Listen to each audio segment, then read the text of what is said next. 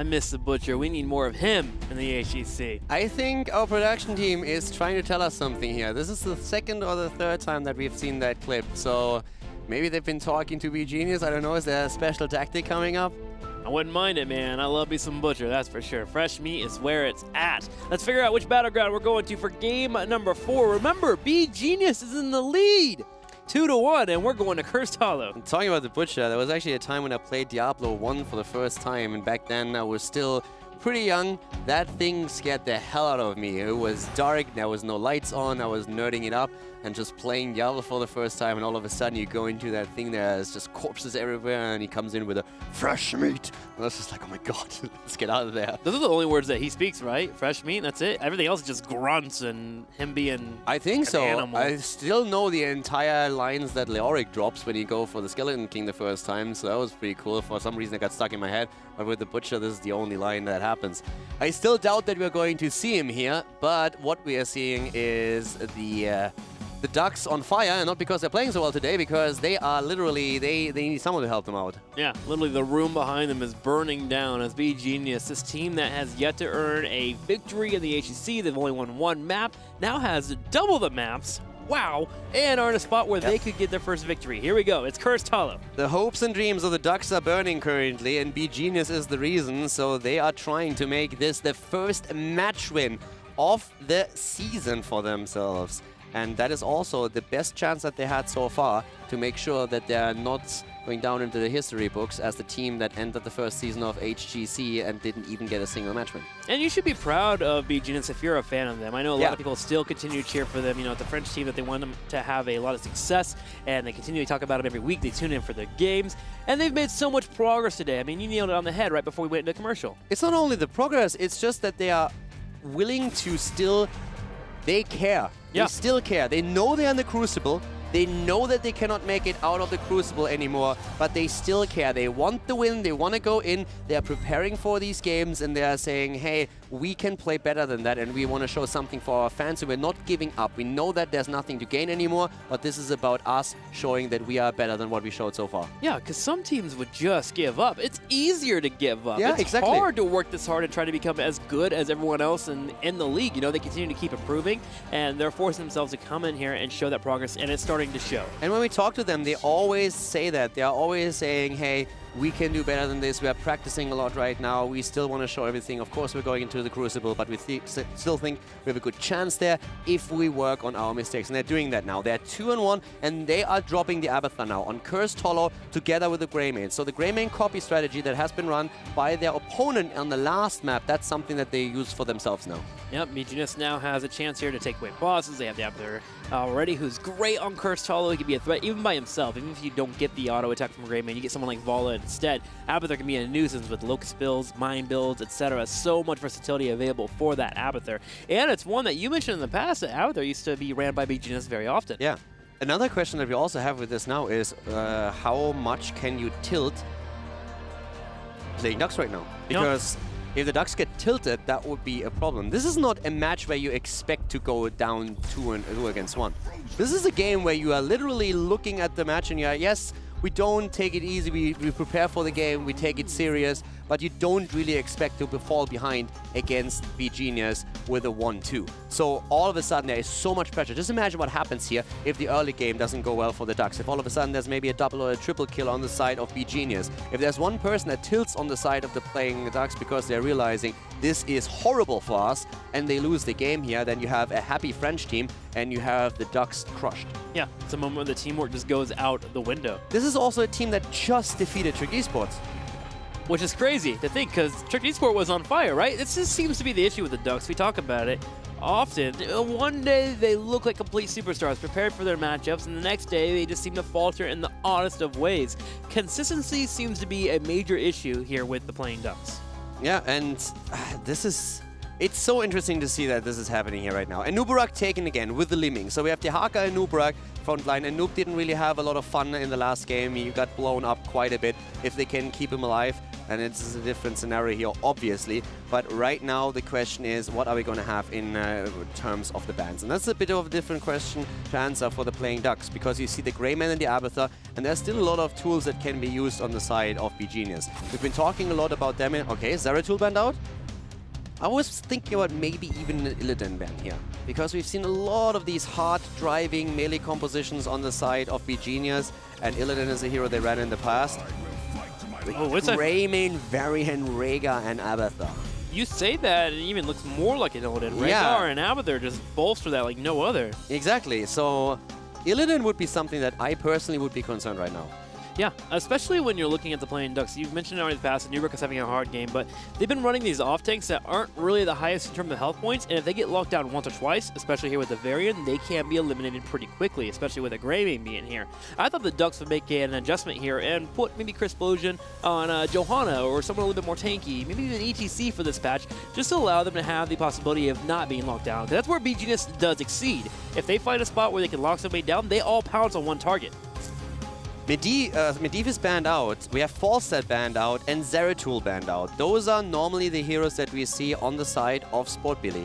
The only other hero that I think he has played thus far here was Vala. So maybe that's something that we are looking for when it comes to him. There's Zarya, but that suddenly becomes triple tank. That's true, that's true. They actually played that previously as well with him. But a Vala would work. It is the Tychus set here, and again the Karazim for heals. So we did have Tychus in the past once or twice for Sportbilly in the early days, so we have that mix up in here with the Li Ming. So they are set up in that regard. The heals for Karazim is something that's a bit concerning, though. There's no cleanse available for when Varian goes in for the engages until level 16. And one of the problems was there was a lot of lockdown on the Nubrak the last couple of games, and Karazim couldn't put any healing out there to stop that from occurring. Yeah, Karazim also very damage focused in the last game. Yeah. And right now, let's find out how beGenius is going to play this. So we've been thinking about an Illidan a bit because they used him on in previous games. There was different maps though, but this comp could definitely be used for an Illidan composition with the Rhaegar and Abathur. But you also have the Greymane to empower, so you don't have to go down that path. You have several options here. You can set another frontliner into play. Another range damage dealer would also work with this setup. If we're talking about another frontliner, then maybe having the Tyrael here to empower Greymane even more to play around the bosses, get the sanctification going. It's the Tyrael. It's the Tyrael, okay. I like the Tyrael as well. Illidan would have been way more aggressive, and they have thrived on aggressive plays in the past a bit. Again, Stick-and-Tastic game on Sky Temple comes to mind, but the Tyrael is definitely the safer option here that is going to help Greymane and also Varian quite a lot. And at the same time, you cater more towards the map, since with the Holy Ground later, you can shut down the corridors, you can zone opponents out, you have Sanctification for the boss plays, and also, of course, Holy Ground as a potential steal element if you are surprising your opponent as they are attempting to get one. And the Illidan becomes a little bit more difficult, too, when you look at the playing Ducks. Their Tychus being picked up, the Overkill is one of those natural counters that you naturally have. And then you have Karazim. While you do have Evasion, if there's a moment where the Evasion's not up and Karazim brings out the Iron Fist, you suddenly have an Illidan that gets shrunk down to half health. Yeah, one of the things that I'm also a bit worried about is the Cocoon play again. So that is something that can be an issue, and I feel you play a bit more around that if you have the Tyrael in the mix, because if another target gets cocooned, there's always the worst case scenario where you can say, okay, I'm going to drop Sanctification here if I really have to, and I keep my team safe until then. Interesting to see how this map will go ahead and lay out here for the teams. Momentum on the side of beGenius, you can't help but cheer for them. Yeah, it's the underdog story, right? It's the one team where we looked at, and every single time when we thought, all right, this time they have it, they fell short. Now they are in the lead. They have 2 maps, and they need to win one of the next 2. And I can't take it. Just looking at the situation and thinking about that, what we're saying here, the team that has, I said it earlier, in the last 13 games, in the last 4 matches, they won a single map. They lost 12 maps and won a single one. Now already they are ahead with the 2-1. If this would be crazy if this is all of a sudden the game where they take the entire match. I'm trying to contain my hype and all that fun stuff, but I'm getting excited for beGenius. Them getting a victory could be a possibility. Let's go ahead and go into game number 4. Will beGenius be breaking hearts, their own, or the playing Ducks? We'll find out. The French Heartbreakers to the left in this 4th map. This could be the last map of the game. beGenius can make it happen. The 3-1, we're going to find out. Kiev on the gray main, Unstable on Rhaegar, Tank for the win on Varian, Abathur played by Arcane, and Danatan on Tyrael. To the right, in the red, Wolfjo will be on Karazim once again here. Chris Explosion on the Anubarak. We're going to have Sport Billy on the Tychus. We're also going to be having Chris back on his lead, Ming, and last but not least, Nande of a Dahaka. They have to dig deep now. They need to make sure they win this, or they're going to be in a very awkward position when it comes to the standings. They had a great victory already against Tricked. A victory where a lot of people said, yes, we didn't really expect this, especially when we're talking about the pro scene. There was also, for example, Alex saying, okay, our opponent, they outplayed us, they did a great job here, they outdrafted us in particular, but now all of a sudden the Ducks are down against beGenius, and they open with a very explosive push in the middle of the map. Yep, they grab 2 turrets, they open up the experience here. Greymane and Varian were on the top, so they got their own damage on turrets here, but nothing that equals the amount that the playing Ducks have pulled off. That was a really explosive start in the middle. Normally you see the teams picking either the top or the bottom. They didn't really care about this. Also attempting to exploit the Abathur, and whoa, the playing Ducks, they are angry. They are not looking too happy about the last couple of matches here. Chris, in particular, landing those skill shots. Rhaegar will be forced to rotate to the middle lane to deal with the Anubarak that is pushing in. There is a gank being set up as Greymane rotates down. Can he get on Chris Explosion? Chris Explosion taking the damage. It's going to be enough. And Chris Explosion is just having a poor day, man. Yeah, he is having a very rough day. That Anubarak is getting taken down. beGenius is turning into the exterminators here. They are just eliminating bugs all over the place. Poor bugs getting taken out. Yeah. Insects being wiped out. Tank for the win coming around. Wolfjo may get caught here. Chris is going to go ahead and commit to the pack in the bush. Contrary to what we've heard so far, Anubarak is an annoying cockroach, and it gets taken down in this game and the last. But we haven't seen him on Warhead Junction. That's the problem. It's nuclear warfare that would take it out, right? That's the Ming theory. We have to test this at some point. The next team that plays on Warhead Junction, please do us a favor and first pick Anubarak. Isn't that the one thing where we always say they're going to survive us? Yeah, it's the one thing that they'll survive. So we have to test it there to see if bugs will officially be squashed out. Here's the storm. Well, they are squashed out here already, so I can just imagine what you can do if you have a nuke at your disposal as well. But first of all, still that lead for the Ducks. We can joke about Anubarak falling here all we want. The matter of the fact is that the Ducks, thanks to that early aggression, have now taken a lead in experience. We are still talking, of course, about our first tribute that's soon going to spawn. Already the camp to the left side has been taken by beGenius, and the Ducks are doing the same here. Wolfjo with the Iron Fist going for it. So once again, a lot of aggression out of the healer. Are we going to see the 7-sided again, or is this time the Divine Palm. Thank you very, very much for the assistance. I got your back, man. Total brain fart on my end here. This can be a bit annoying, but yeah, the Divine Palm, is that going to come out, or are we going to see once more that blow-up idea on With there? the parry build and sanctification, I think I don't think Palm so. here. Yeah, Palm seems to be like the obvious choice, right? Wolfjo will start the channel. The delay is not hitting. There we go. Kirvok comes in with the cocktail and does connect. Dahaka helping out with the Giants in the top left. Abathur, meanwhile, body soaking in the middle, keeping up with that experience. Can Danatan get the delay? There we go. Wolfjo continues to keep trying to grab the trip. I really like that they also got that one tribute in, sorry, not the tribute, but the mercenary camp in the middle here. Those knights are going to do some very serious value for them. But the Haka is already moving over and trying to stop that. The Haka in the middle, Abathur up at the top. So they both of them are just switching lanes to grab the experience, and the fight down here still continues. It will continue. Dahaka and Rhaegar in the middle, as Rhaegar's trying to bolster that push that is in the middle. With Danatan and Tank for the win being pretty robust tanks, they're able to keep up with these delays, and this just is the name of the game when you have an Abathur. Yeah, also, the longer you delay this, even if you lose the tribute, the more easier it becomes for you to pick up the third or fight for the third, since you will have a level 10.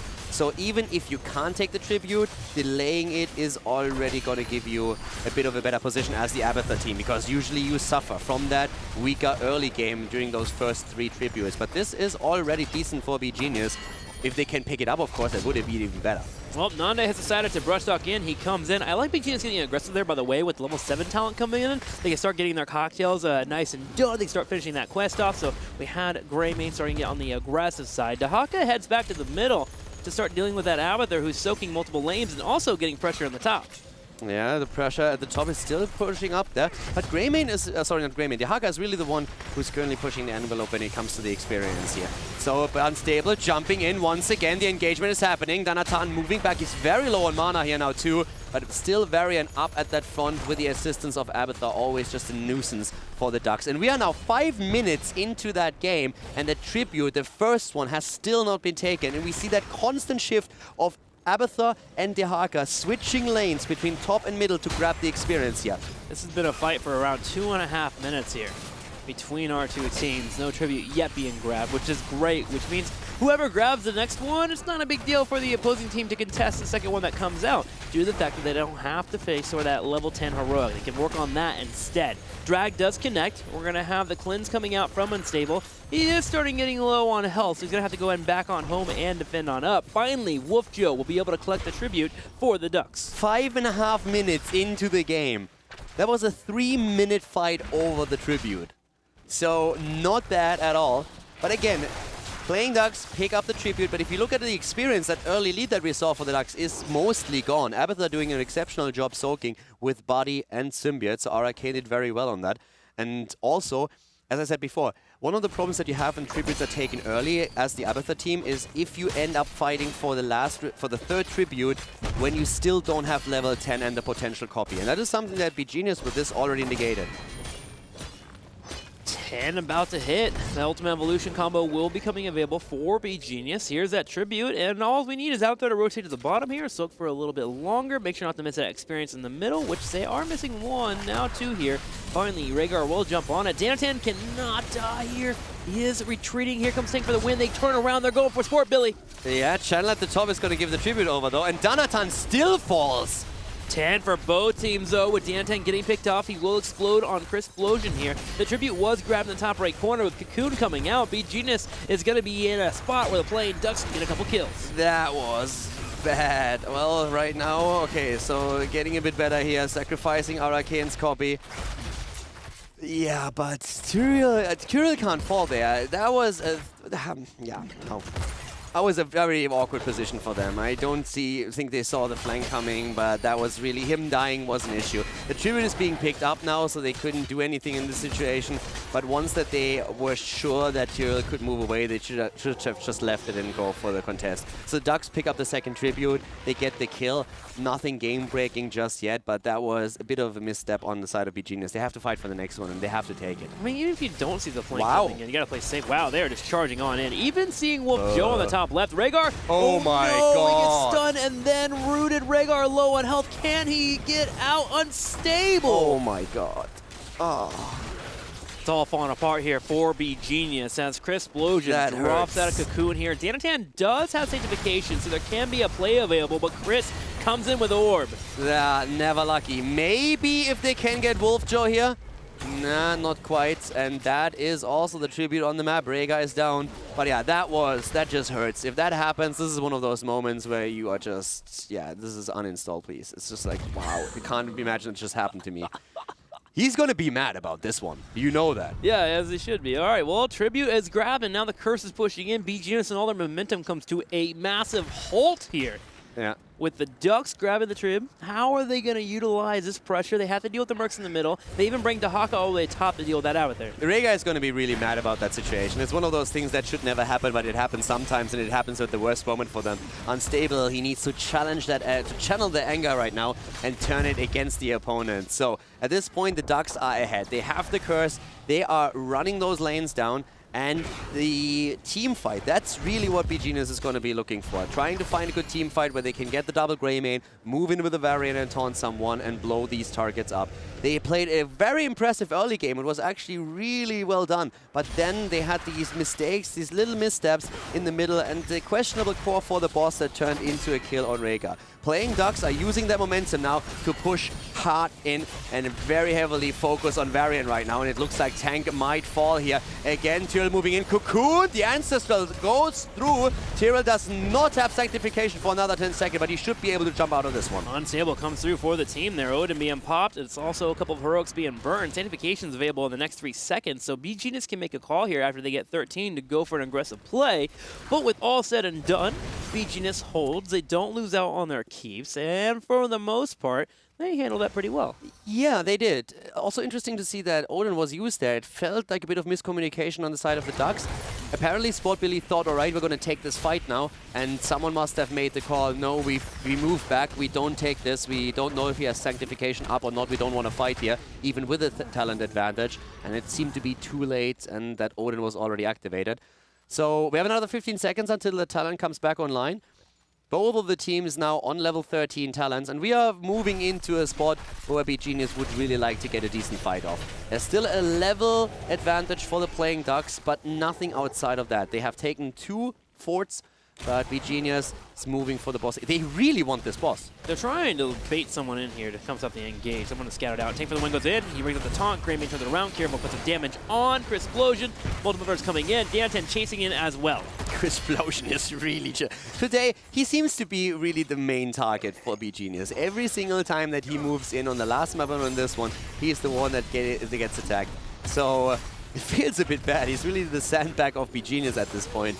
And moves out this time and saves himself, but that pressure against him, that would annoy the hell out of me. Yeah, this game is holding better besides from that slight falter in the very early game where he did get picked off. As long as he keeps retreating and doesn't get taunted in, just like right now, he should be A-okay. Taunt goes in here as we're going to have Tank for the win looking for him. And what this does is beGenius keeps putting a lot of pressure on this bottom left side to make playing Ducks respect the idea of a boss maybe being grabbed with Greymane, which makes it Abathur versus Dahaka game. Abathur keeps farming as much as they can, Dahaka keeps pushing in, looking for an advantage. It's just interesting to see that beGenius is willing to give up an opportunity for a decent fight since they are the ones who are going to fall behind in talents again. They have their 13s now. And, well, the thing is that right now we're in a situation in which beGenius should be trying to look for a fight. Also, with the Tyrael, they have always the Sanctification available. Top right corner. Yeah, big rotation. To struggle there a bit. And, yeah, there's the kill. All right, so the rotation to the top has actually enabled them to get this one. And that is, first of all, going to be a tribute. It should be. Question is, can they translate that even into a boss? Tank for the win charging in, especially with this taunt coming up. He's looking for a pickoff. Crisplosion on the left here. Unstable is working on grabbing the tribute. 20 seconds until Dahaka becomes available for the fight. Tank for the win, move it in. They jump around onto Sport Billy. Can they get the taunt in? Eriking's going to chase in to delay. The tribute is grabbed. I like the idea that we saw there, though. They sneak in from the side and have just enough range to jump over the hedge and try and take him down. If Varian is close enough for the taunt, that could very well be a dead Tychus. Yes, it could be. With Crisplosion, with Dahaka coming in, drops down the cocoon. Can beGenius get away without burning Sanctification? That is the question. Smite has been dropped, and the Ducks miss out on opportunity for a kill, but they can at least take the fort. Yeah, fort is so far still alive, so they're not poking it down. They lost the tribute, but let's see. We have Abathur down to their bot lane, and this is the move for boss with a 16 talent advantage. They are trying to contest this. They could have moved to the bot lane and taken their own boss instead. They are going in for the fight against a talent advantage. They have the Tyrael, though. Drag comes out. Team from playing Ducks do rotate around. The perfect parry. Tank for the win will survive here. And the opportunity for the playing Ducks is going away as Abathur is soaking that bottom lane, getting 16. beGenius now on even talents. This is a really weird game at some points because playing Ducks, they have the boss already so low, but they don't want to fight against the Tyrael with the Sanctification and the Holy Ground.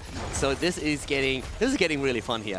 We have Tank always looking for fights. beGenius, they had a bit of a rough mid game, but they are starting to play a way more concentrated game. So this is much more what we saw on the last map. This is why they have that 2-1 lead. They are starting to gain some momentum again after they've been shaken by the Ducks during that mid-game around the boss. But now we have Tyrael moving in again, and this is a spot where the Ducks are going to try and pick up the tribute. But let's see if maybe beGenius can get that pick with the help of Taunt and Greymane.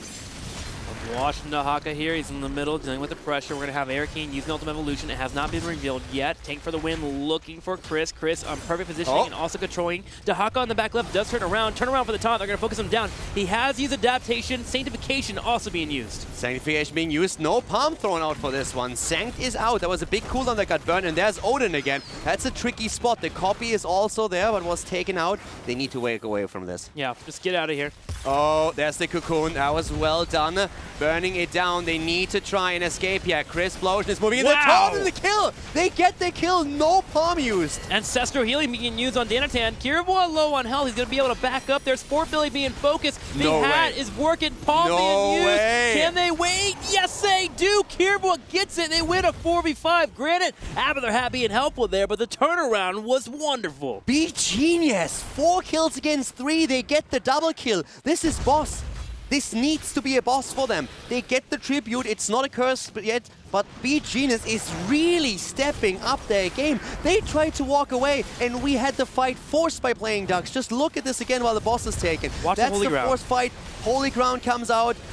Just beautiful. They go straight in. And the problem really being that Wolfjaw doesn't get close enough for the palm.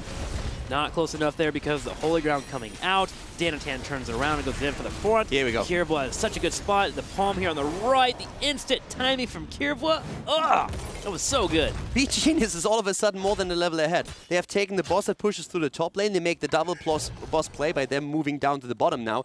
And they are homing in on the 20 a bit faster. Still 2 levels away, don't get me wrong. But Well, still, this is looking strong.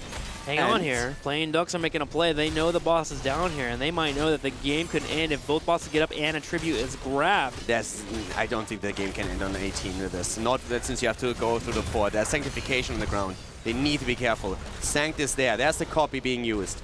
Dehaka The rotating in. Haka. Tribute is there. It's ready. They need to use the copy though.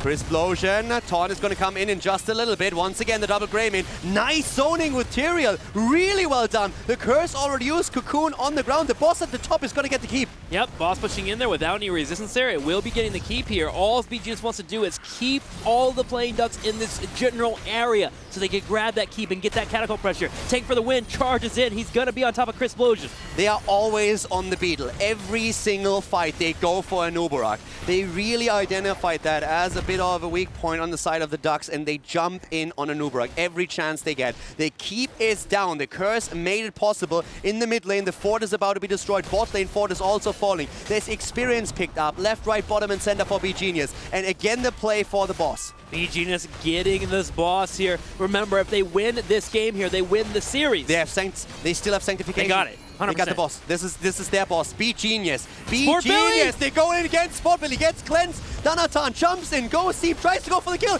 Go for the throne. Palm is already out there fighting. Once again, parry's being used time after time. The Ancestral after the drag. Perfect play here on the support. They jump in again. Sport Billy is solo. Crisplosion attack. Burrows out. Cocoon on the ground. beGenius is all in.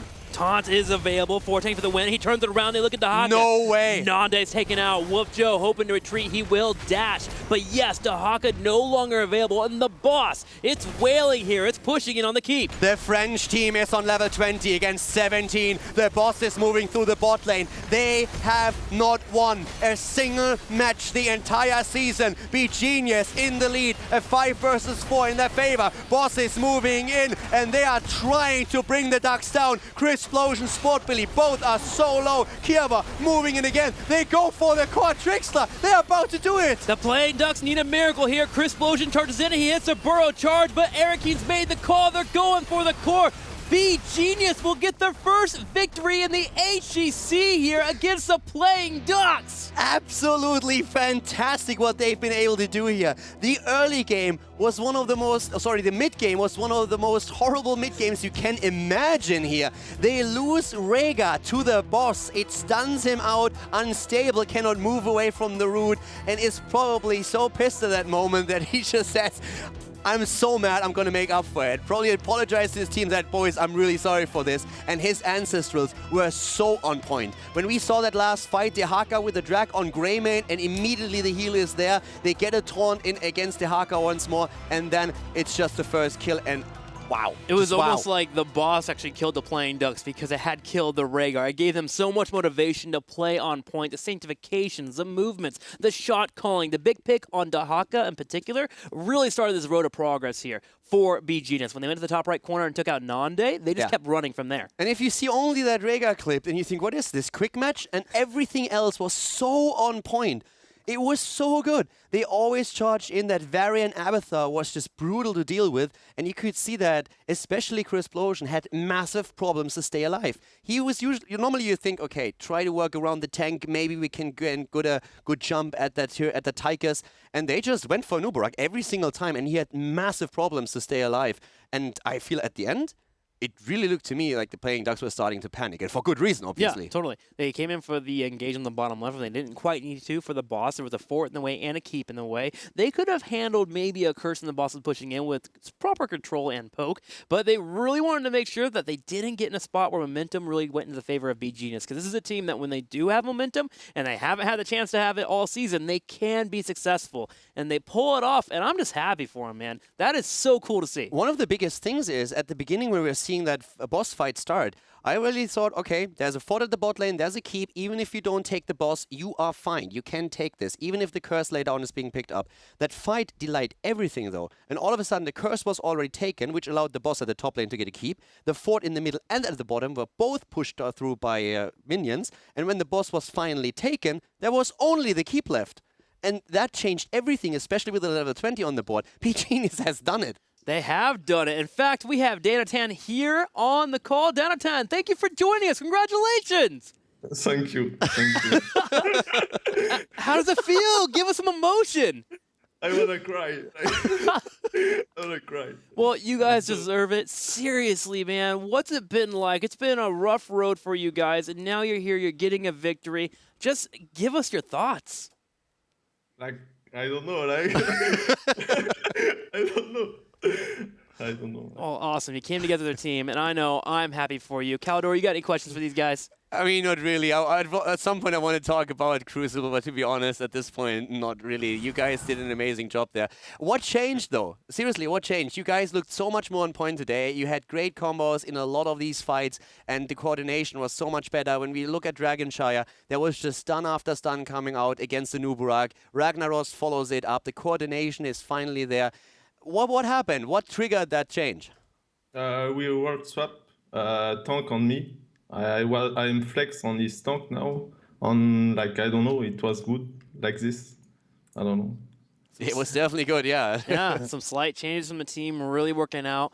Again, Danatan, congratulations on your victory. You guys deserve it. You put in so much work, and I'm just very happy for you guys. So before we let you go, any shout-outs, anything you want to say to the people at home? Thank you for the French crowd, like, for the support. I know they are happy for you, and they have always been talking you guys up. So Danatan and crew.